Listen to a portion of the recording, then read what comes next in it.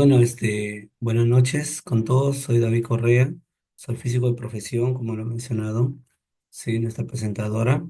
Bueno, y el día de hoy, voy a dar un breve, digamos, una breve revisión, ¿no? Un breve vistazo específicamente, ¿no? Sobre lo que sería la visualización de datos para modelado de nichos ecológicos, ¿no? Entonces, consideré hacer esta presentación por el mismo hecho de que todos de alguna u otra forma trabajamos con datos, ¿no? Tenemos la necesidad de hacer análisis de series de tiempo, visualizar mapas, ¿no? Hacer diagramas de cajas, hacer gráficos quizás más elaborados, ¿no? Y bueno, entonces es parte de nuestra, digamos, de nuestro quehacer, ¿no? Sobre todo, pienso que el público que está asistiendo ahora a esta charla está bastante relacionado con las ciencias ambientales, ¿no? Las ciencias biológicas, y de una u otra forma, requieren de este tipo de, de gráficos, ¿no? Como les dije, pueden ser series de tiempo, pueden ser mapas, pueden ser, disculpen el puntero que ya. Puede ser serie de tiempo, como les digo, mapas. Acá justamente tengo un póster de hace año y medio que asistí a un congreso, ¿no? Y bueno, acá se pueden ver diferentes tipos de gráficos, ¿no? Y estos gráficos o estas imágenes, en su mayoría, bueno, en su totalidad han sido hechos con un software de visualización gráfica, ¿no? Como es el Octave, ¿no? Entonces, si ustedes aprenden, digamos, a manejar esos tipos de software, estos software, ¿no? Como Octave, R, o MATLAB o Python, ¿no? A través de ellos pueden hacer una gran variedad de gráficos, ¿no? Bueno, en mi caso yo soy más especialista en lo que es Octave, MATLAB y Python, ¿no? Entonces, también tenemos ocasión de usar, como les mencionaba ya, ¿no? Gráficos en dos dimensiones, ¿no? Que pueden ser como mapas, ¿no? También pueden requerir de utilizar vectores, ¿no? Hacer superposición de mapas de diferentes tipos. Por ejemplo, acá en el lado derecho estoy mostrando, bueno, he superpuesto ahí dos imágenes, ¿no? De un mapa de viento, que está representado por los vectores, y a través de colores se podría ver la distribución de la temperatura, por ejemplo, ¿no? Y en tierra he puesto un mapa de distribución de probabilidad de presencia de una especie, ¿no? En sí, este es el resultado de un análisis de un modelo Maxent, ¿no? Que ya está más relacionado con nichos ecológicos, ¿no? En la parte izquierda tenemos más bien la distribución de la temperatura, pero en un color de escala de grises, ¿no? Y con puntos tenemos la ubicación de ciertas especies, ¿no? Entonces, digamos que estos gráficos se pueden hacer, bueno, de una forma quizás bastante simple, ¿no? Con estos software, pero también se pueden hacer de forma más elaborada, como lo he mostrado en la primera diapositiva, ¿no? Entonces, el software que recomiendo en este caso, que más promociono yo, es el software Octave, porque es un software libre, ¿no? De distribución gratuita, pero que a través de este software se puede hacer se puede utilizar el lenguaje o el código de programación MATLAB, ¿no? Que es un potente, ¿no? Con una gran cantidad de librerías, ¿no? Entonces, a través de Octave y MATLAB, ¿qué podemos hacer? Podemos hacer una gran variedad de gráficos, ¿no? Podemos desarrollar programas para poder hacer no solo gráficos, sino también análisis, hacer lectura de datos de forma automática y una serie de cosas más, ¿no? Podemos visualizar gráficos en dos dimensiones, en tres dimensiones, ¿no? Cuando hablamos de dos dimensiones, principalmente hago referencia a los mapas, ¿no? Que son representaciones bidimensionales de ciertas variables como temperatura del mar, temperatura del aire, humedad, ¿no? O pueden ser como puntos también, referirse a localizaciones de especies también, ¿no? Entonces, el software Octave tiene una serie de librerías. Entonces, como software, o sea, como lenguaje de programación es pequeño porque tiene, digamos, una sintaxis, o unas palabras claves, ¿no? Asociadas a un lenguaje genérico, ¿no? Pero se vale de una serie de herramientas que le permiten hacer diferentes cosas, ¿no? como leer archivos especiales, por ejemplo, o particulares como archivos en CSV, en XDF, quizás algunos de ustedes han escuchado. Le permite también leer datos desde archivos Excel, ¿no? También tiene librerías para poder integrarse con base de datos, con SQL, quizás si ya quieren algo más avanzado, ¿no? También permite, no sé si acá hay personas que tengan que ver con algo de electrónica o algo de equipamiento, ¿no? Pero también permite, a través de sus librerías, trabajar con microprocesadores y así, ¿no? Y así sucesivamente. Entonces, en cuanto a mapas, quería hacer énfasis en que a través de Octave, por ejemplo, o sea, a través de Octave podemos usar una librería que es muy particular y que tiene una gran variedad de opciones de visualización de mapas, ¿no? Que es el Toolbox MMap o la caja de herramientas MMap, ¿no? MMap se puede integrar fácilmente con MATLAB o con Octave. Y entonces a través de MMap podemos hacer gráficos de diferentes tipos, ¿no? Entonces, y tener representaciones gráficas similares a un GIS, ¿no? Entonces no tendríamos nada que envidiar. Al usar Octave o MATLAB, podríamos obtener gráficos bastante cercanos a lo que podríamos obtener con un software GIS, ¿no?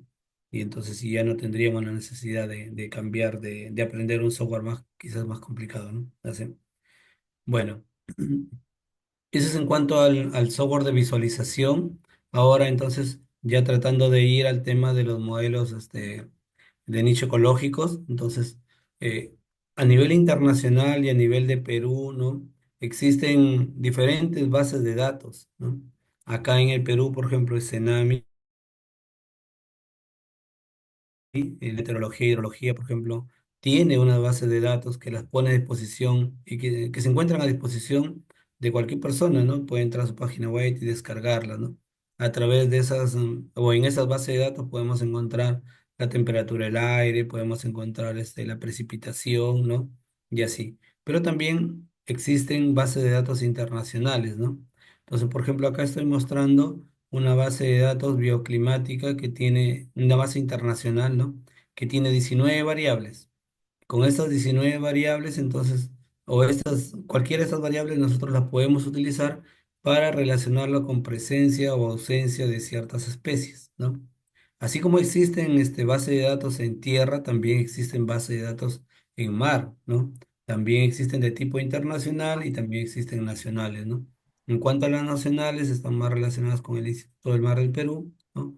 Mientras que con las internacionales se puede ver a través de la COI o otras entidades, ¿no? De nivel internacional, ¿no? También hay, digamos, fundaciones también que promueven diferentes bases de datos, ¿no? O que recopilan información de variables, por un lado climáticas, ¿no? O ambientales, y por otro lado de especies, que es lo que vamos a mostrar después, ¿no?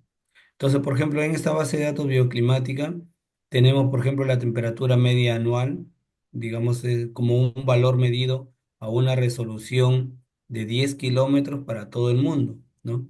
Tenemos también la, la media mensual, o sea, la temperatura media a nivel mensual también, ¿no? Tenemos también la temperatura está con tres valores o cuatro valores a lo largo del año, ¿no? Y así tenemos también, por ejemplo, el cálculo del rango de la temperatura anual, por ejemplo, desde cuánto hasta cuánto ha variado o varió la temperatura del aire, ¿no? A nivel mundial, ¿no? Para una resolución, o sea, para un punto a una distancia de 10 kilómetros entre punto y punto, ¿no? Y así, por ejemplo, podemos encontrar también como una variable bioclimática la precipitación anual, ¿no? La precipitación de los meses más húmedos, más secos y así sucesivamente, ¿no? Entonces, con estas bases de datos con estas bases de datos podemos graficar, ¿no? O representar al nivel de nuestra área de estudio, en este caso estoy mostrando para todo el Perú, ¿no? Podemos visualizar cómo es o cómo fue la temperatura o la precipitación, ¿no? Para un área específica, ¿no?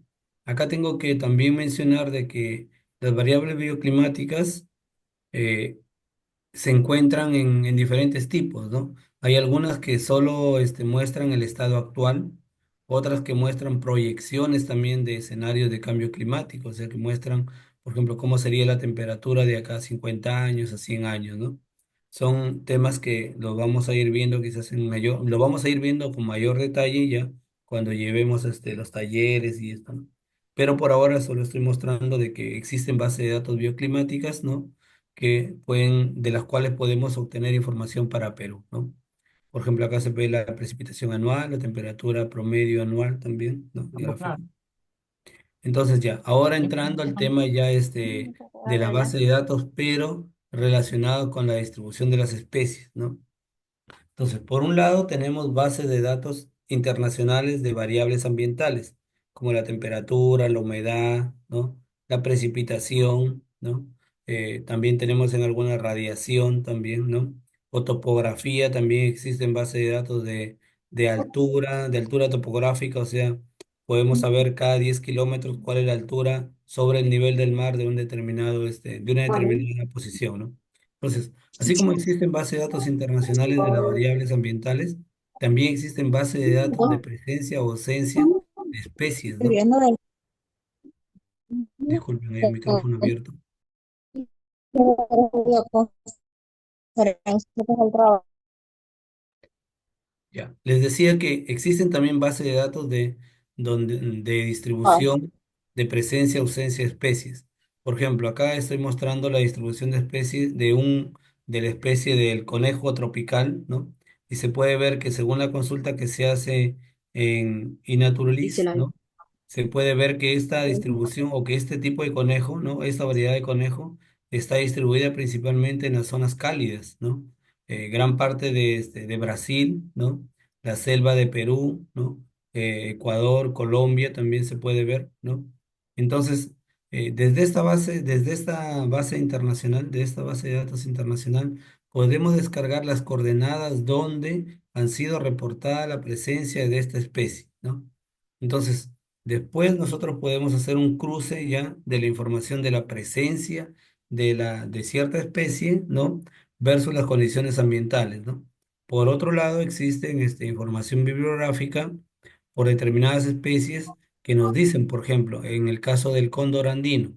El cóndor andino normalmente se encuentra presente en condiciones de temperatura que varían entre los entre los -10 grados y los 20 grados de temperatura ambiente, ¿no? Y con precipitaciones que pueden ir entre 500 y 1000 milímetros, ¿no? Acumulados al año, ¿no? Y entre altitudes de 2000 a 5000 metros. Entonces, con esta información de las condiciones ambientales, ¿no? Nosotros podríamos hacer un mapeo en todo el continente y encontrar en qué zonas tenemos estas tres condiciones de este rango de temperatura, el rango de precipitación y el rango de altura, y eso podría ser delimitado como zona probable de presencia de cóndor andino, ¿no? O por lo menos con condiciones para que habite el cóndor andino, ¿no? Igual también, por ejemplo, existen diferentes biografías, ¿no? Diferentes fuentes biográficas que nos dicen así, ¿no? O que ya han establecido, en las cuales ya se ha establecido los rangos de que son de las que tienen las condiciones más adecuadas para ciertas especies. Tenemos que normalmente se encuentra entre rangos de temperatura de 10 a 25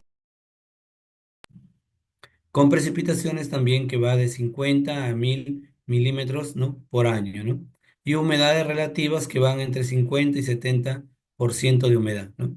Entonces, esto para citar ejemplos de especies que viven en tierra, pero también podemos hacer lo mismo con en la parte marina. Por ejemplo, con los lobos marinos también, ¿no? Podemos hacer hay reportes ya, ¿no? De en qué condiciones viven, ¿no? También con algunos mamíferos marinos también, ¿no? Como por ejemplo los cachalotes, ¿no? Las ballenas específicamente, ¿no?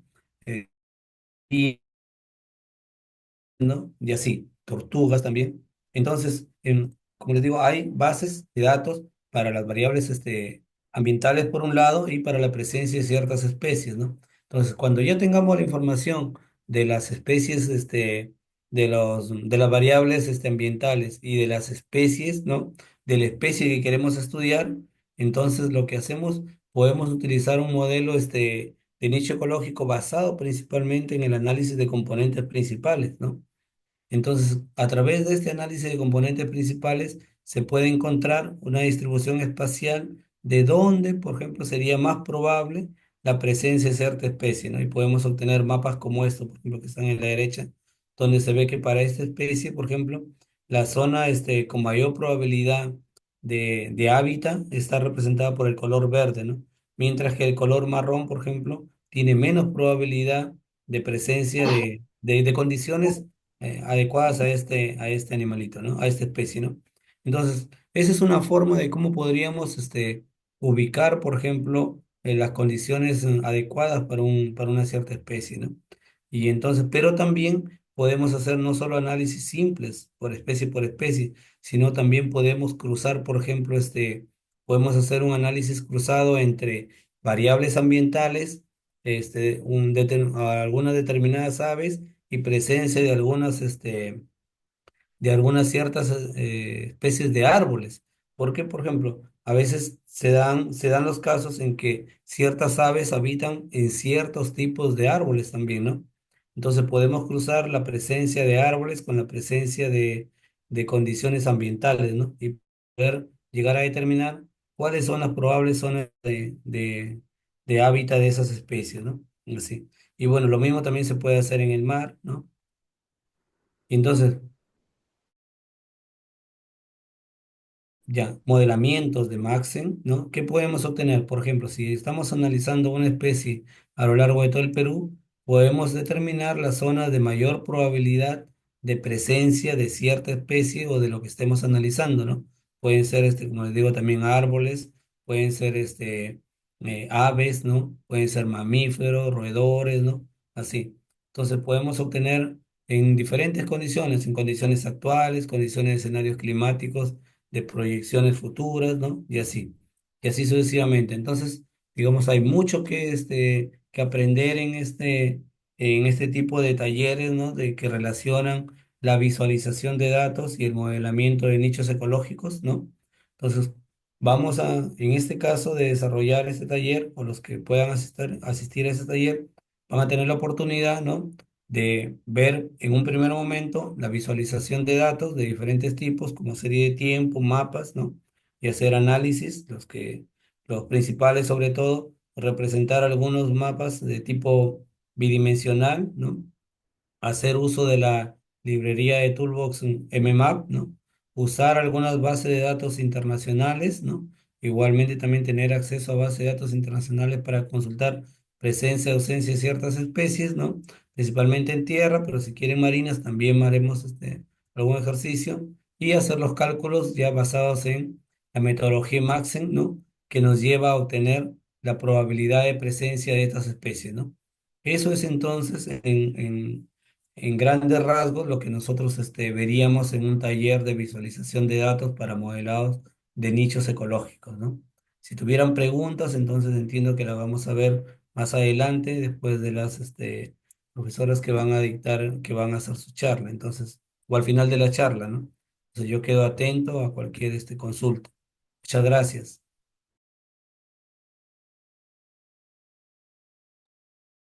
Así es. En las preguntas que realizaremos al final de todas las ponencias de las profesoras, se encontrará la profesora María Narváez. Sí, por aquí estoy. ¿Me escuchan? Sí, se la escucha. Ok, gracias. Voy a comenzar entonces a compartir las diapositivas. Por favor, me indican cuando ya las estén viendo. Está ahí. Ok, bueno, entonces, para continuar con esta serie de seminarios cortos, introductorios a diferentes universos de lo que podemos hacer con todas esas herramientas que nos mencionaba el profesor David y también con las herramientas que tienen que ver con Machine Learning o aprendizaje automatizado, a continuación les voy a mostrar una breve presentación sobre lo que es la inteligencia artificial dentro de las ciencias acuáticas.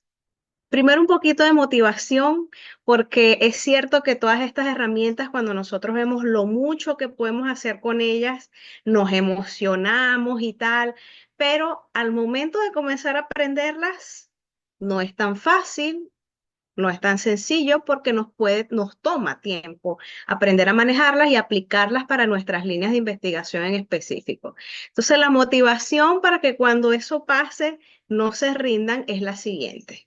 Las herramientas y conocimientos que nosotros decidimos aprender el día de hoy son cosas que nos van a permitir a nosotros llegar más lejos el día de mañana.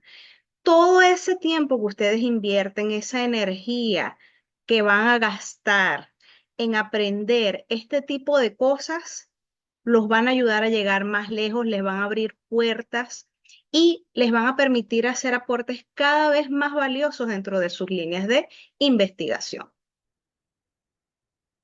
Entonces, ya viéndolos motivados con eso, después de todo, ¿qué es eso de inteligencia artificial que está ahorita tan de moda? Bueno, la inteligencia artificial es sencillamente tecnología que permite a nuestras computadoras y máquinas simular la inteligencia humana y las capacidades de resolución de problemas. No, yo nunca he usado inteligencia artificial para nada, eso no tiene nada que ver conmigo. Sí, lo hemos usado de una forma u otra. Cuando nosotros hemos utilizado asistentes virtuales como Siri, Alexa, cuando hemos utilizado Google Maps, Google, dime dónde queda el supermercado o búscame la mejor ruta caminando o en auto o en taxi, ahí estamos utilizando esa inteligencia artificial. Y ahorita algo que está muy de moda, el famoso GPT, perdón, y también está Midjourney para hacer ilustraciones, fotografías. Todo eso es parte de la inteligencia artificial. Y como podemos ver, todas esas herramientas, por mencionar algunas, son aplicadas para diferentes campos, no solamente en lo que tiene que ver con biología, sino también en oceanografía, limnología, negocios, etcétera. Y lo interesante de ella es que nos permite automatizar muchos procesos, ¿ok? Nos permite desarrollar modelos predictivos y de clasificación que son súper útiles en ciencias aplicadas dentro de los estudios que tienen que ver con ecosistemas acuáticos, que es lo que nos interesa a la mayoría de los que estamos presentes el día de hoy. Hay mucho ruido a veces con respecto, no es que inteligencia artificial es una cosa, machine learning es otra, deep learning es otra, aprendizaje automatizado no es lo mismo que inteligencia artificial. Los autores a veces tienen diferentes criterios, es como si no hubiese nada estandarizado, pero de forma general lo podemos ver así. Dentro de la inteligencia artificial está el machine learning y dentro del machine learning está el deep learning. De hecho, también hay quienes señalan que dentro de las ramas o campos en la inteligencia artificial está machine learning, deep learning, que son de las dos cosas que les voy a hablar el día de hoy, pero también está en el procesamiento del lenguaje natural, la robótica, la fusilogy, los sistemas expertos, entre otros. ¿Qué es eso de machine learning o aprendizaje automatizado? Eso es un término general y lo utilizamos cuando las computadoras utilizan datos para aprender de ellos y eso les permite reconocer patrones en los datos e inclusive clasificar o realizar predicciones. Es como que una unión entre la computación y la estadística, donde se utiliza un conjunto de algoritmos para realizar una tarea específica sin estar programados explícitamente. Y también dentro del Machine Learning, entonces hay divisiones. Está el Machine Learning supervisado, el no supervisado y el reforzado. Y ejemplos de esos modelos que se utilizan en Machine Learning, muchísimos. Entre ellos está la máquina de vectores de soporte, los árboles de regresión, etcétera. De hecho, modelos tan sencillos como una regresión lineal que nosotros ajustemos con mínimos cuadrados, podemos aplicarle el enfoque de Machine Learning si tenemos suficientes datos y dividimos una parte de los datos en un set de entrenamiento y un set de validación. Allí también estamos haciendo Machine Learning. Y de esa parte se conoce de hecho como algo conocido como Statistical Learning o aprendizaje estadístico. En cuanto al Deep Learning, el Deep Learning es un subconjunto de Machine Learning y básicamente es como una red neuronal que puede tener tres o más capas y esas redes lo que hacen es como que buscan emular el comportamiento de nuestro cerebro al momento de aprender. Están todavía lejos de igualar nuestra capacidad, pero se ha visto cosas muy avanzadas y resultados muy prometedores con este tipo de modelos. Aunque una red neuronal con una sola capa ya puede hacer predicciones maravillosas, mientras más capas se vayan agregando, mejores van a ser las predicciones neuronales artificiales. En cuanto a las aplicaciones, son muchísimas. Hay una publicación que a mí me gusta muchísimo y después, si me la solicitan, se las puedo poner el nombre completo o enviarla inclusive el PDF, que es la de Gladue en 2022. Me encanta porque él se enfoca en hacer una revisión de muchísimos trabajos científicos en dos áreas para la parte de ciencias marinas, que es la parte de acuicultura y la parte de ciencias pesqueras. Y habla sobre la aplicación entonces de la inteligencia artificial allí, y allí vemos un ejemplo clásico de cómo la ciencia, nuestras áreas están desarrollando cada vez una mayor cantidad de datos porque tenemos acceso, como lo mencionaba el profesor David, a satélites, a sensores y a otros registros, que podemos utilizar Machine Learning para hacer muchísimas cosas como seguimiento en tiempo real, identificación de rutas de pesca seguras y rentables, estimaciones y predicciones de biomasa, tomar decisiones basadas en datos masivos, conservación de ecosistemas, etcétera. También hay otra publicación que me encanta porque allí vemos la posibilidad de extender las áreas las áreas geográficas con las cuales trabajamos, que es la publicación de Paolo y colaboradores en el 2024, donde utilizan imágenes satelitales y otro tipo de información a nivel global para evaluar el industrial en el mar. Y ahí utilizan dos tipos de herramientas. Utilizan imágenes satelitales SAR que les permiten visualizar dónde hay embarcaciones en el mar, inclusive hacer estimaciones de qué tipo de embarcaciones son y qué tipo de actividad están desarrollando, y el GPS de los sistemas AI. Eso genera una cantidad de datos masivos. Imagínense que cada imagen tiene una cantidad de información considerable, porque cada píxel, véanlo de forma general como si fuese un número. Y si tengo una base de datos que es de 30 años de imágenes satelitales, imagínense. Entonces, en esos casos, ¿quiénes nos ayudan a procesar esa información, a generar modelos de clasificación e identificar cuáles son las áreas donde se desarrollan diferentes tipos de actividad industrial en el mar? Los modelos de Deep Learning. Esto es parte de los resultados de esa publicación. Fíjense entonces, es una publicación. ¿Cuál es el área de estudio? El mundo. ¿Ok? Todos los mares de nuestro planeta. Y aquí también se los traje de ejemplo porque a veces nosotros estamos limitados de, no puedo hacer un trabajo de investigación, no puedo hacer una tesis, porque no tengo financiamiento para ir al campo y hacer muestreos en el mar. Aquí se abre la puerta y la oportunidad de trabajar con sensores remotos. Hay muchísimas bases de datos gratuitas a las cuales podemos acceder y pudiéramos hacer cosas desde lo más simple hasta lo más complejo, que incluye esta parte de Machine Learning y de Deep Learning. En cuanto a las herramientas, una de ellas es los lenguajes de programación. Hay muchísimos, ya les había mencionado algunos. Los principales, por así decirlo, o de los más comunes en el área de Machine Learning, está R y Python. ¿Cuál es mejor? Las respuestas se las adelanto. Ninguno. Ninguno es mejor que otro porque el asunto es que dependen de qué área o para qué lo quieren ustedes utilizar. Yo trabajo con los dos, ¿ok? En el caso de Python es un lenguaje interpretado, orientado a objeto, de alto nivel, y la filosofía que está detrás de él hace énfasis en la legibilidad del código. Mientras que R es un entorno en lenguaje de programación que fue diseñado especialmente desde un inicio para visualización de datos, análisis estadísticos y modelación. Entonces, Python es como que más amplio.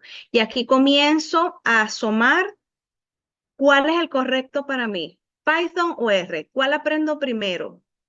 Va a depender de qué área, qué línea y qué es lo que ustedes quieren hacer. Por ejemplo, en el área de la academia, si ustedes van a trabajar o esperan trabajar en universidades, en institutos de investigación, generalmente el que domina es R. Yo trabajo con modelación, generalmente aplicada en ciencias pesqueras, Y allí, y con mis colegas a nivel internacional, en grupos de trabajo que incluyen personas de Estados Unidos, de España, de Portugal, de Brasil, etcétera, y de Japón, con el que trabajamos es con R, ¿ok? Pero para otras áreas donde se quiere, por ejemplo, crear un modelo, el cual yo después vaya a montar en producción, en una aplicación, porque yo tengo un sistema de cultivo o quiero desarrollar un sistema de alerta temprana para afloramientos algales nocivos, allí quizás me sea más útil Python. Habiendo dicho esto, a modo de relajar un poquito el ambiente, les comparto esta caricatura con la cual yo me identifico mucho. Y fíjense que aquí está una muñequita que es la mamá, imagínense que esa soy yo, y tiene a sus dos hijos, tiene a su hija Python y a su hijo R. Y su hija Python le pregunta, mami, ¿quién de nosotros es tu favorito? Bueno, la muñequita le responde, ay, las madres amamos a todos nuestros hijos por igual. Cuando Python sale del cuadro, como ven acá, viene la mamá y le dice a R, siempre has sido tú mi favorito.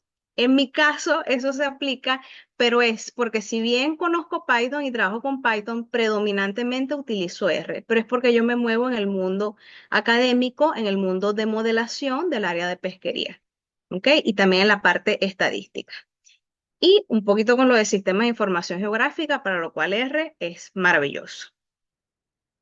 Entonces, recuerden, ¿cuál es mejor?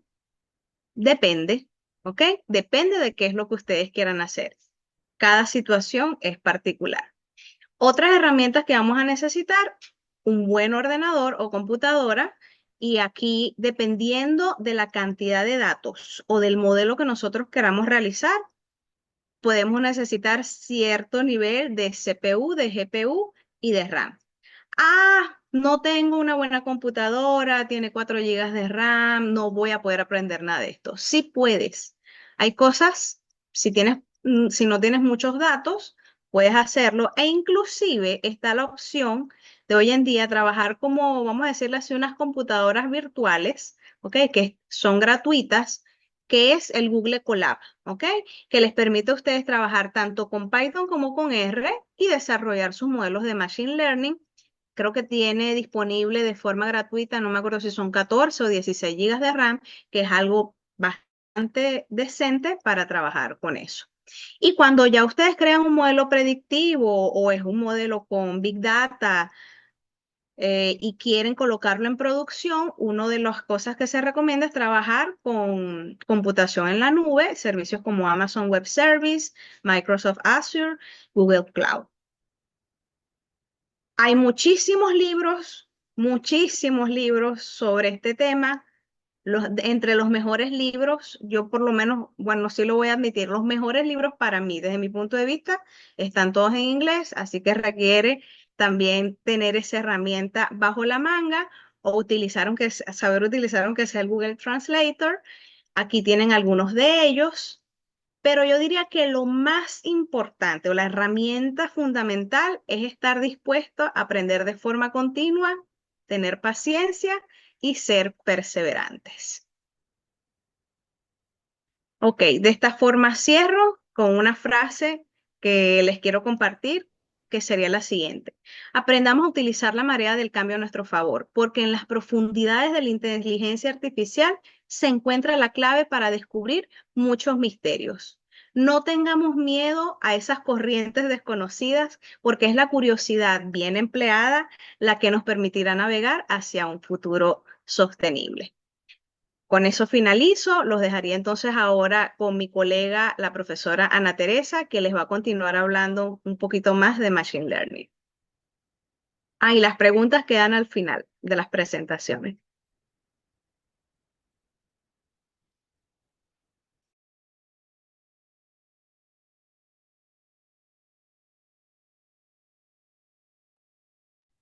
Buenas noches. Buenas noches, profesora Ana Teresa. ¿Puede compartir sus diapositivas? Perfecto.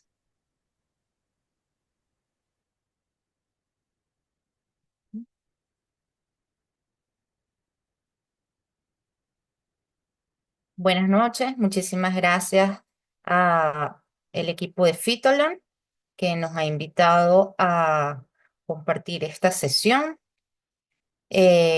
Bueno, voy a continuar un poco con esto del Machine Learning y em, un poco es de datos a decisiones. ¿Cómo podemos utilizar el poder del Machine Learning en ciencias marinas? Igualmente vinculado para cualquier ciencia ambiental, sin embargo, voy a orientarlo un poco más hacia las ciencias marinas. Ok. ¿Por qué el estudio de sistemas marinos necesita del Machine Learning? Bueno, en principio, tal como nos comentaba la profesora Mariela, estamos completamente globalizados con respecto a toma de datos. Y en los últimos años cada vez ha incrementado de forma exponencial el volumen, la velocidad, la veracidad, la variedad y el valor de esta data. Esto cada vez es más y más eficiente tanto para variables bióticas como abióticas en aguas superficiales, en el océano, en la atmósfera en general. Fíjense, yo les traigo acá una imagen y vemos una diversidad de grabadores automáticos que nos permitirían monitorear comunidades ecológicas de forma no invasiva y además de forma remota, tanto en sistemas acuáticos como en sistemas terrestres. Podemos tener numerosos equipos que permitan detectar, cuantificar, clasificar, realizar mediciones en, en estos andrófonos, hidrófonos, No, eófonos, radares. En la parte acuática está muy empleado cada vez con mayor eh, frecuencia lo que serían los hidrófonos, los sonares, los citómetros de flujo, también las cámaras digitales, ciertos tipos de radares y equipos cada vez más avanzados. Yo tuve el honor, la oportunidad entre los años 2012 y 2016 de participar junto con una universidad en Australia de un monitoreo de arrecifes coralinos a nivel mundial. La idea con todos estos aliados del programa era en un corto tiempo tener la fotografía mejor eficientemente tomada de diferentes arrecifes del mundo. Y se logró evaluar 305 arrecifes en este tiempo, obteniendo la evaluación o la toma de datos de 712 transectas de 2 kilómetros, lo que representa un poco más de 480.000 fotocuadradas. Entonces, el primer punto que nos permite la automatización es en un periodo corto obtener una gran información de datos, una gran cantidad de datos, en este caso a manera de imágenes. ¿Ok? Si ustedes desean, las imágenes están aquí libres en este enlace, pueden acceder, pueden ver un poco de lo que fue este programa. Ahora bien, una vez tomados los datos, que era muy importante hacerlo de forma automatizada, pues no es menos importante extraer el conocimiento de estos datos. Y además eh, fue, fue todo un reto generar un enfoque que nos permitiera obtener indicadores, números, variables cuantitativas que se tomaran de una fotografía justamente a través de técnicas de aprendizaje profundo que están, como muy bien dijo la profe Mariela, anidadas en el aprendizaje automatizado y estas en la inteligencia artificial, fue lo que nos permitió extraer el conocimiento de 1.400 kilómetros de cobertura bentónica. O sea, traducir estas fotocuadratas en números que nos permitieran entender qué es lo que nosotros estamos percibiendo de estas imágenes, cómo podemos hacer análisis, evaluaciones y tomar decisiones al respecto en un momento en donde estamos en cambios a nivel exponencial en el planeta. ¿Ok? El Machine Learning, entonces, es clave en el manejo y análisis de grandes volúmenes de datos. ¿Por qué? Porque permite la ampliación del procesamiento. De una u otra forma, son mecanismos y técnicas flexibles y adaptables. Permite la reducción de sesgos. Esto es muy importante porque la automatización bien sistematizada va a reducir errores de procesamiento manual. Para nosotros procesar una fotocuadrata, por dar el ejemplo de la fotocuadrata, nos vamos a llevar un tiempo estimado en horas. Eso significa que deberíamos tener un equipo de muchas personas y esas personas, cuantos más personas tenemos dentro del procesamiento de los datos, pues vamos a tener más ruido, vamos a tener un error natural en cuanto a esa ejecución de procesamiento. Entonces, con el Machine Learning nosotros podemos mejorar la reproducibilidad también. Podemos hacer el manejo de altos grados de incertidumbre, manejo de ruidos, ¿ok? Asociados a mecanismos subyacentes que no son los que estamos estudiando. Y podemos, al tener una gran cantidad de data analizada, con un procesamiento sistemático, con una reducción de sesgo, pues vamos a tener un potencial importante para aumentar la predictibilidad. Ahora bien, todo esto está muy bien, pero, y esta es una pregunta que me hacen mis estudiantes y es una pregunta genuina que me he hecho yo y la profe Mariel y yo lo discutíamos. ¿Cómo empezar a potenciar mis conocimientos de Machine Learning? ¿Por dónde tengo que empezar? Porque es abrumadora la información. Porque asimismo, como es abrumadora la cantidad del volumen de datos que estamos cada vez recibiendo, ¿ok? Pues, ¿por dónde empezamos? Bueno, pues la sugerencia es empezar por entender qué es Machine Learning, qué es, cuáles son las técnicas y términos, dónde formular los algoritmos. Es decir, para poder colocar en la mesa ese mapa. Después, el segundo paso estaría asociado hacia enfocarse en los fundamentos básicos de análisis estadísticos que se han venido empleando desde los años 70, que podemos mejorar con lo que ya sabemos. Y así nosotros entonces procederíamos a el avance y la integración de los conocimientos. Y esto va a potenciar flujos de trabajo y cada vez más vamos a generar enlaces a nivel internacional. Entonces, en ese primer punto, ok, ¿cómo entendemos el Machine Learning? Bueno, vamos a poner la semántica sobre la mesa. Tenemos muchísimas palabras, tenemos muchísimos conceptos. Bueno, la idea para empezar es entender qué es todo esto, ¿ok? Y darle orden a esta sopa de palabras, ¿no? Entonces, ese orden, ¿cómo se lo damos? Bueno, entendiendo, ok, cuáles son los elementos de el machine learning. ¿Qué significa data? ¿Qué significa algoritmo? Aprendizaje, modelamiento, perspectivas. ¿Cuáles son los campos complementarios?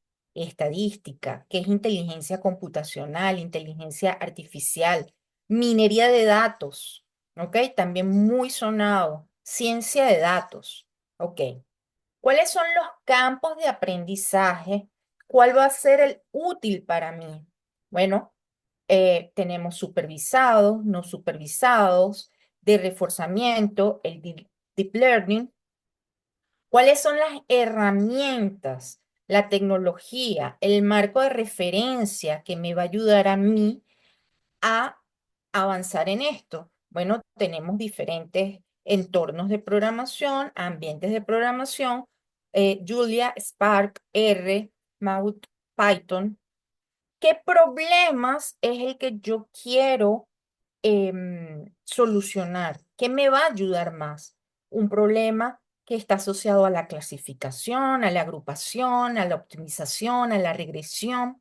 Y esta perspectiva general: arquitectura, ciclo de vida, concepto y terminología, definición, principios de aprendizaje y muchos ejemplos prácticos. Hay muchos ejemplos en la literatura online, de forma gratuita, que nos van a permitir a nosotros empezar a hacer las exploraciones en Machine Learning. Actualmente, nosotros podemos utilizar un conjunto de herramientas libres. En mi caso, yo sí tengo un predilecto, es R, y bueno, realmente es porque mm, como programar como tal, no ha sido el objetivo en mis estudios, en mi investigación, sino he aprendido una herramienta que me permite trabajar bajo mis preguntas de investigación. Entonces, hasta ahora, en mis preguntas de investigación, R se ha acoplado muy bien y bueno, después de lo que dijo la profesora María, la voy entendiendo también porque es justamente en la academia, en los institutos de investigación donde más me muevo, con los colegas australianos, hemos trabajado muy bien con estas herramientas. Entonces, esto nos permite preparar datos, modelar, controlar las versiones, organizar y compartir métodos. ¿Ok? Nos permite un tipo de colaboración, nos permite eficiencia al momento de codificar, de hacer un flujo de trabajo y administración de proyectos más eficiente, una colaboración interna y también una comunicación desde el compartir datos y compartir métodos. Un primer punto, después de que uno entiende la semántica o por lo menos está más familiarizado, sería ver qué paquetes, y ya me meto directamente en el lenguaje, en el entorno R, qué paquetes para el modelado y aprendizaje automático puedo yo utilizar. Yo sugeriría este metapaquete que es Tidy Models, que es un conjunto de muchos paquetes que van a permitir dividir y remuestrear datos, uso de modelos eficientemente, cómo debo procesar pre y post modelado los datos, mejorar el flujo de trabajo, optimizar la información estadística, uso de hiperparámetros con facilidad. El segundo punto es ya, ok, ya manejo cierta semántica o por lo menos sé en dónde estoy ubicada y dónde puedo ubicar esto. Sé qué paquetes puedo utilizar, los manejo bien o al menos sé cómo buscar ayudas, cómo buscar este entorno se me haga más sencillo.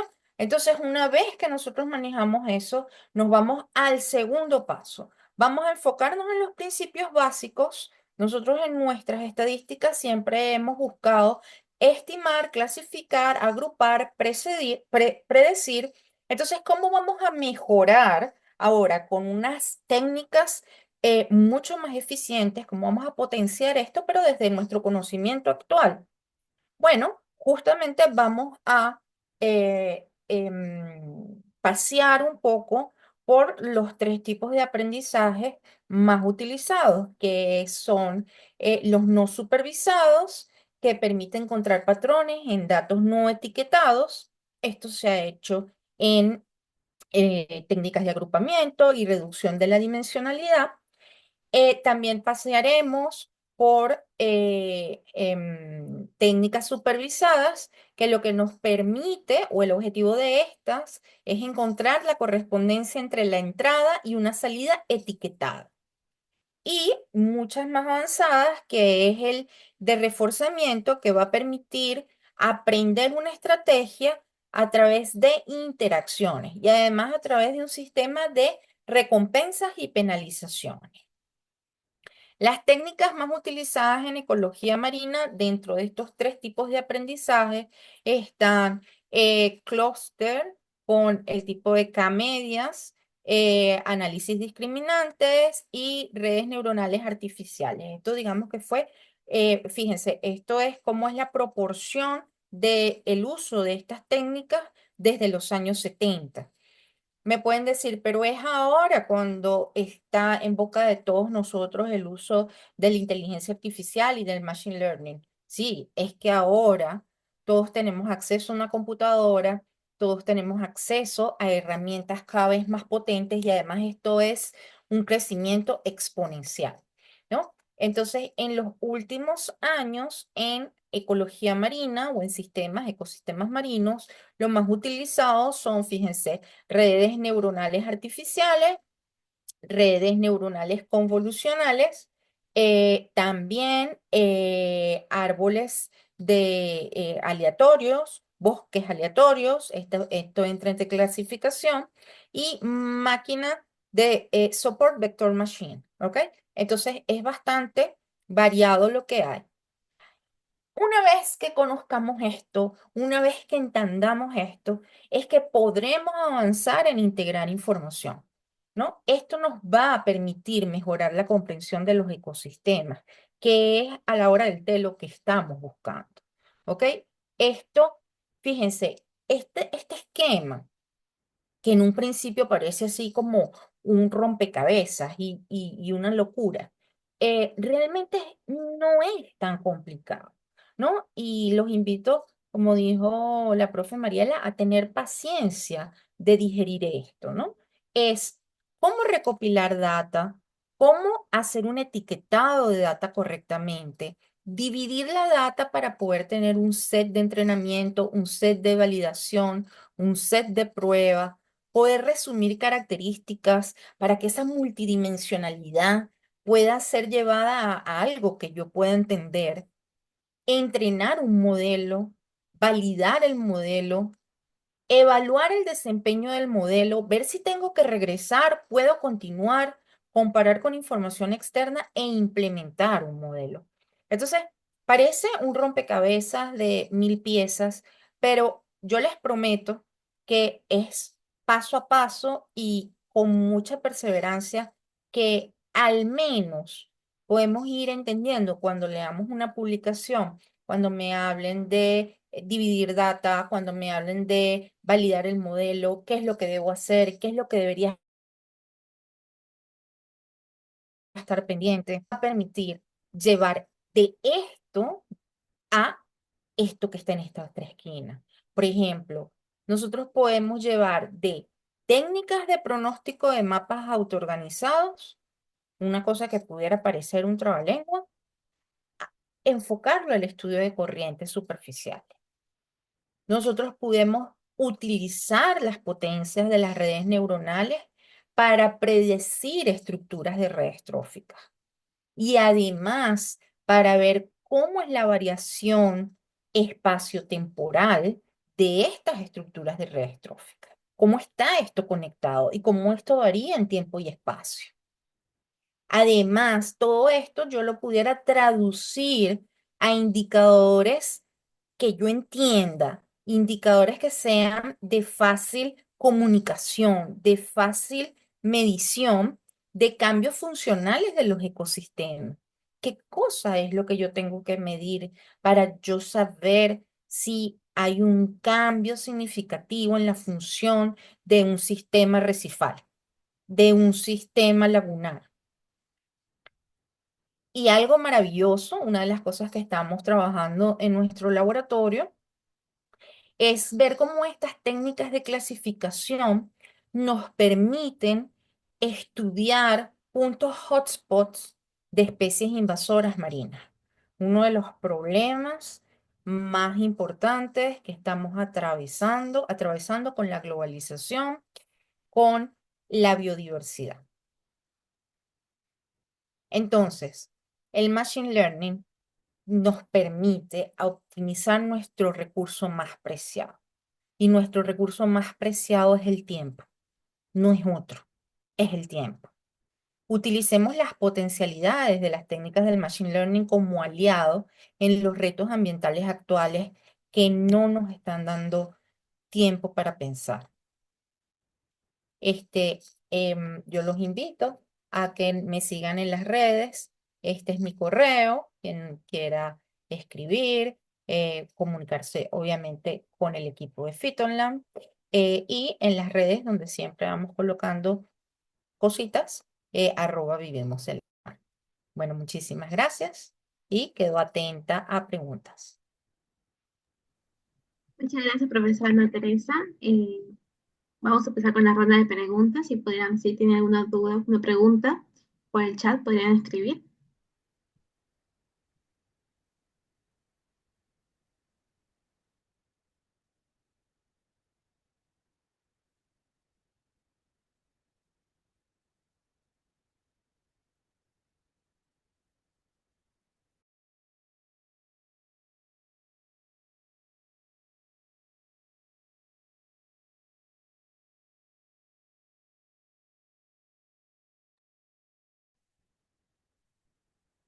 Un participante escribió, dice saludos desde CENIPA. Quiero iniciar un programa de formación en esta área para todos nuestros investigadores.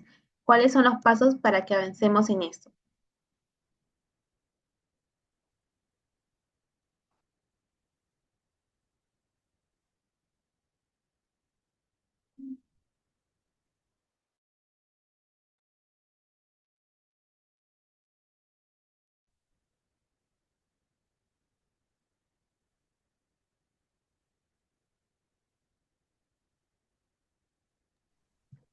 Participante José Gravier, alza su mano. Si tiene una pregunta, puede decirlo.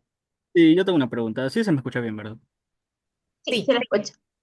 Sí, listo. Es justamente terminando la última presentación, el que decía técnicas de Random Forest, en el que es estudio de hotspots, especies invasoras marinas.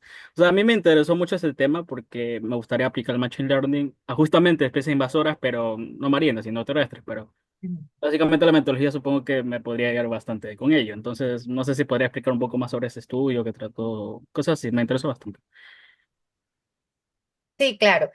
Bueno, fíjate, en principio, para el estudio de especies invasoras, de su distribución y todo esto, el profesor David que me corrija, Maxent es un primer inicio, o sea, es un paso importante porque te permitiría ver cómo es óptimo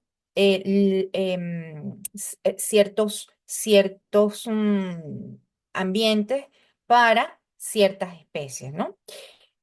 Sin embargo, por ejemplo, puedes revisar todo lo que son Forest Random, también esto de las redes neuronales, porque permiten generar indicadores, ¿ok? Que tú puedas medir y tener, ¿sabes qué? Cuando trabajamos con las especies invasoras, podemos evaluar diferentes puntos, ¿no? Primero es el éxito de llegada, el éxito de invasión, el éxito de estar dentro del sistema, reproducirte, y bueno, cada una de estos puntos pues va a llevar además a algo que te permita o erradicar, manejar, controlar. Entonces, habría que ver bien en qué punto es que quieres manejar esto, y bajo, digamos, qué tipo de especies. Porque, por ejemplo, dentro de las terrestres, pudieras ver qué tipo de especies quieres manejar, o sea, mamíferos, aves, insectos. Por supuesto, se pueden manejar todas bajo ciertos criterios generales y posteriormente bajo algo más específico. Oh, ya listo. Y sobre la técnica de Random Forest, me recomendaría algún material extra para profundizar en ello. Sí. Sí, yo te recomendaría, si no has empezado, con los libros que colocó la profesora Mariela en la última lámina. Y allí vas a empezar, o sea, allí vas a ver los primeros pasos para el Random Forest y después, o sea, ese es más o menos el lineamiento. Random Forest, todo esto que es agrupación, clasificación y posteriormente entrar en redes neuronales ya más avanzadas. Ok, listo. Ya voy a revisar entonces. Ya, muchas gracias. Gracias a ti. Muchas gracias por su participación. También hay una pregunta de María Carmen. Dice primero, muchas gracias por la profesora Herrera. La pregunta es, ¿cómo se puede iniciar un proceso de Machine Learning con alumnos? ¿Qué herramientas se le puede dar como para hacer un proceso colaborativo? Y la otra pregunta es, ¿qué impactos tienen los sesgos en los datos de entrenamiento sobre los resultados de los modelos de Machine Learning?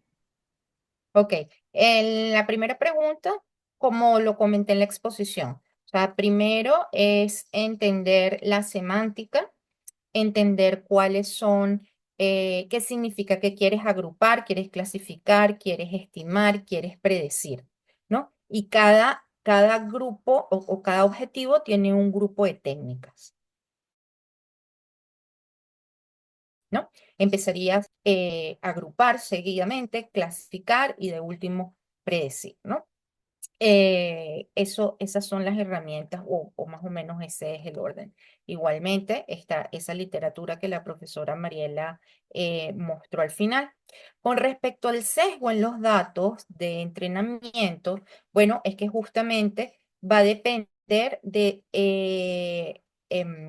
a ver, todo eso tiene que ser medible, ¿no? Todo eso tiene que ser cuantificado y tiene que haber un balance entre que la automatización de esta medición sea capaz de cometer un error que para el usuario de ese modelo no sea un error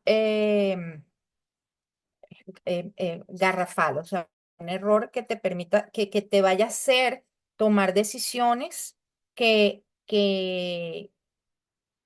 no vayan por un buen camino, ¿no? O sea, el tamaño del error, que está asociado también al tamaño del efecto, va a depender del usuario del modelo. Hay muchísima literatura al respecto sobre eso. Sí, esto es que justamente validación continua, sí. O sea, es justamente, esta es una información, la máquina aprende, se equivoca, lo corriges y vas validando hasta que generas un error lo suficientemente pequeño para usted. No sé si la profesora Mariela quiera comentar algo al respecto. Sí, con respecto a bueno, la penúltima pregunta, lo de qué impactos tienen los sesgos en los datos de entrenamiento sobre los resultados de los modelos de Machine Learning. En efecto, lo que les estaba mencionando la profesora Ana Teresa es así, pero siempre hay que estar consciente de que todo tiene sus limitaciones, inclusive el Machine Learning, la inteligencia artificial. ¿Y eso en qué sentido? Si mis datos no tienen una buena calidad, si están muy sesgados, yo le puedo meter incertidumbre, yo puedo hacer simulaciones y obtener diferentes escenarios, diferentes opciones, pero el modelo, y sobre todo si son modelos de predicción lo que me interesan, el modelo también va a estar sesgado, también va a tener los mismos problemas que tienen los datos de entrada. Lo que pasa es que mientras más datos, se supone que nosotros deberíamos ver también una disminución en el sesgo. Aunque si el diseño experimental desde un principio no estuvo bien planteado, y eso también me lleva a mencionar en base a otras preguntas anteriores y comentarios que habían hecho por allí, meterse en el mundo del machine learning, esos ya son lo que uno llama modelos complejos. Si yo no sé la base de estadística, Si yo no sé la base de qué es probabilidad, qué son esos de estadística inferencial, o sea, si no sé qué es un modo de regresión lineal, no puedo entrar directamente a Machine Learning. Entonces, también eso implica que yo tengo que invertir tiempo en consolidar mis conocimientos de base para poder entrar a ese mundo.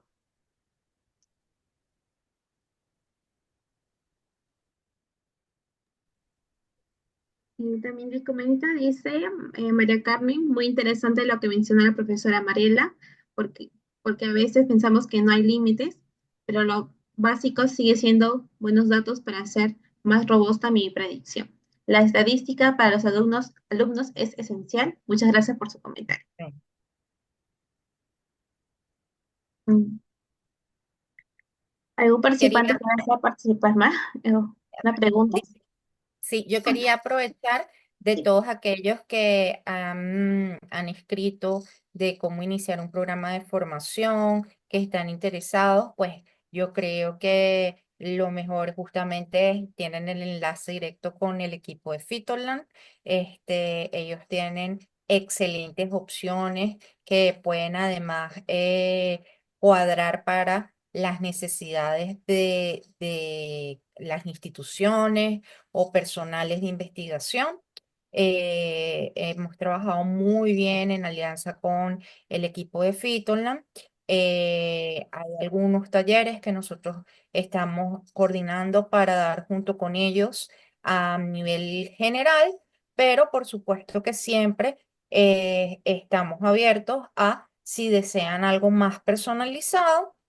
El enlace con el equipo de Fitoland es oportuno, es el momento para que lo realicen. Así es. No, cualquier consulta. Disculpe si me escucha. Ajá, Sí. sí, Una consulta más de Carlos Enrique. Dice, una consulta sobre las redes neuronales multicapa. ¿Cómo sería posible interpretar los pesos de las coeficientes de las conexiones entre las capas ocultas? Quizás puedan sugerir alguna bibliografía. sí. Por acá no sé si la profesora Ana quiere responder o comienzo yo. Por favor, Mariela. Ok, ok, fíjense, eso me da la oportunidad para hablar de lo siguiente. Si yo hiciera en este momento un diagrama colocando desde los modelos lineales como son el ANOVA, la regresión lineal, pasando por los LM, luego por los GAM, el último en la escala sería los de Machine Learning y los de inteligencia artificial en general. Del lado este, donde yo tengo mi regresión lineal, mi ANOVA, son modelos más sencillos y se les dice de caja abierta porque uno puede ver qué es lo que hacen y uno los puede interpretar fácilmente.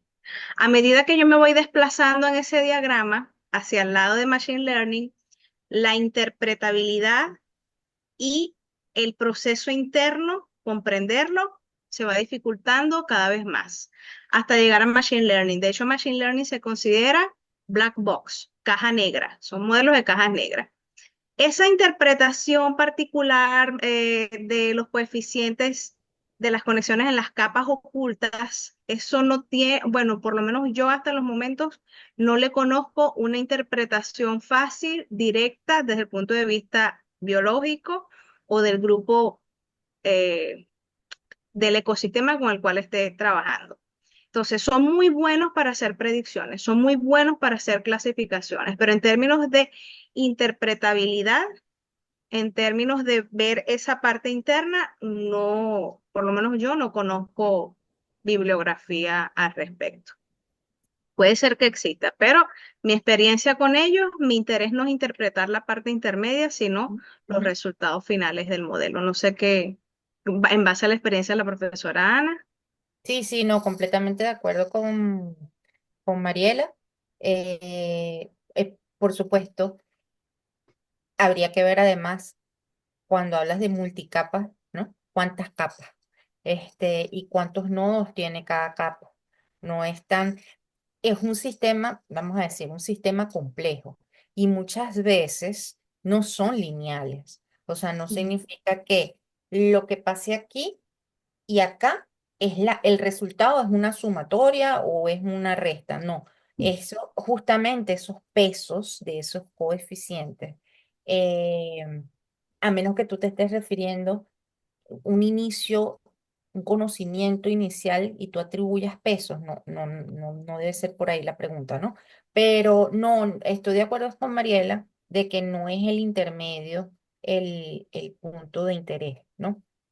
Sin embargo, entender que es más complejo que la suma de las partes.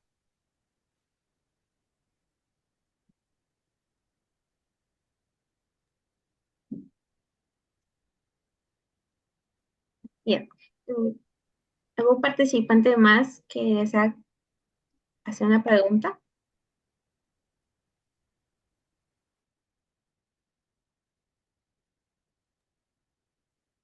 Carlos Enrique dice muchas gracias por sus comentarios. Agradece. De nada, a la orden por acá.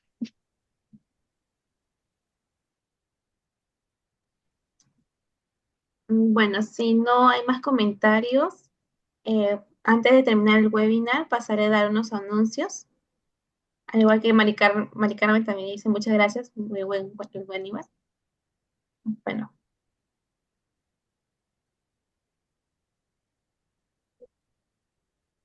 bien. En estos meses de Fitolan está dictando cursos que, bueno, uno de los primeros viene a ser el curso internacional de teledetección de floraciones de algas nocivas, fundamentos y aplicaciones prácticas, que viene a ser dictado por la ponente doctora Raquel Sánchez de Pedro, el día 27 al 30 de enero a las 12 p.m. hora peruana. Cualquier información que deseen pueden encontrarnos en las redes sociales o también en el número de WhatsApp que se presenta acá y el Gmail de Fitolan Perú, gmail.com. También el curso de inglés, en inglés científico, ChatGPT, en la escritura científica, por la magistra Lucía Álvarez Castillo. El dictado sería el 12, 14, 17, 19 y 21 de marzo. También el curso internacional de redacción de artículos científicos y cómo publicar gratuitamente, el 27 al 31 de enero.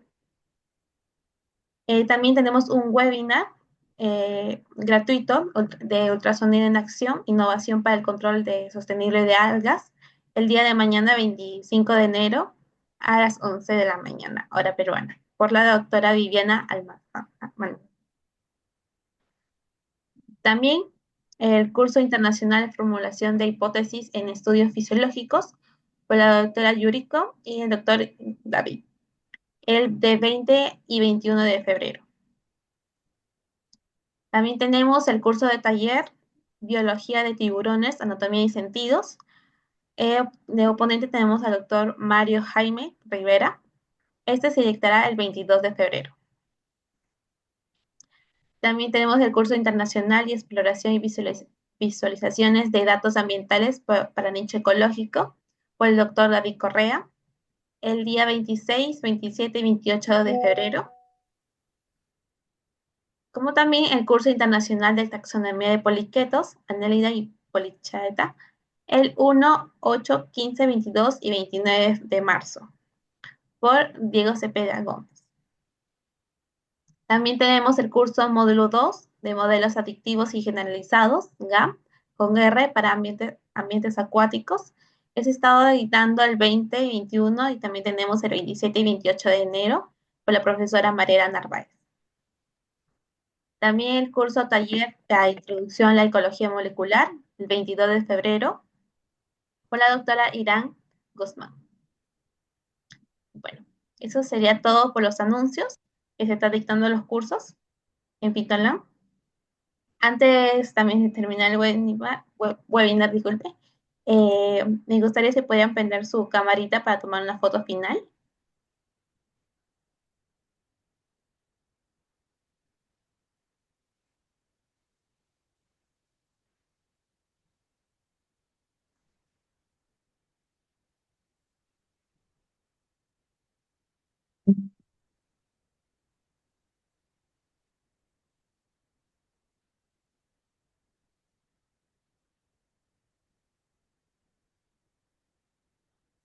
Bien. Bueno, a la cuenta de uno, dos, tres. Un momentito para hacer la siguiente hoja. A la cuenta de uno, dos, tres.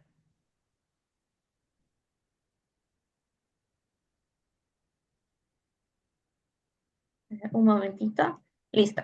Bueno, un gusto al doctor David, a la profesora Ana Teresa, a la profesora Mariela. Vamos a dar por terminada el webinar y gracias a todos los participantes por asistir el día de hoy. Que tengan una buena noche. Hasta luego. Hasta luego, un Gracias. placer. Gracias. Gracias Muchas también. gracias.